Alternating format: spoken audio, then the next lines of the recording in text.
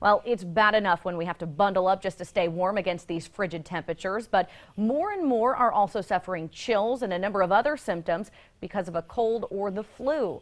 27 First News reporter Gerry Ricciutti joins me here now. And Gerry, how are local doctors treating those who get sick? Well, Erica, local doctors say they are seeing a lot of colds these days. Even patients who manage to come down with 2 or 3 cold viruses, one right after the other, but none of them actually has the flu, and those folks should consider themselves lucky.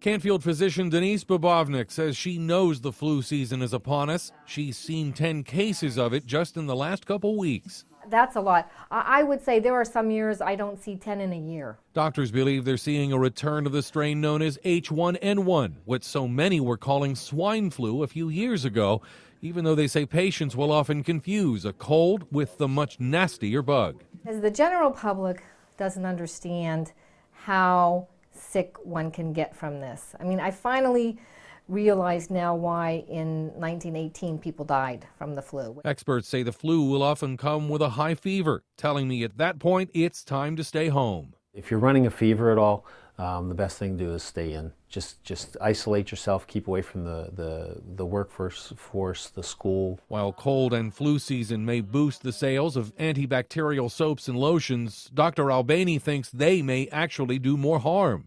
They've been doing studies on antibacterial soaps and the question about whether that's increasing resistance of these germs to the antibiotics we use to kill them. Unfortunately, the docs tell me while patients can treat some cold and flu symptoms like a fever with Tylenol or similar remedies, antibiotics won't do any good against a virus. Upper respiratory things last, 5 to 14 days, and unless you're in horrible distress, we try to have you ride it out.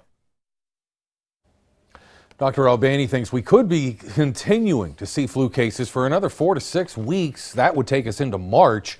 He says even though flu vaccinations have been available since before Christmas, he thinks it's still a good idea if you get a shot if you haven't already had one.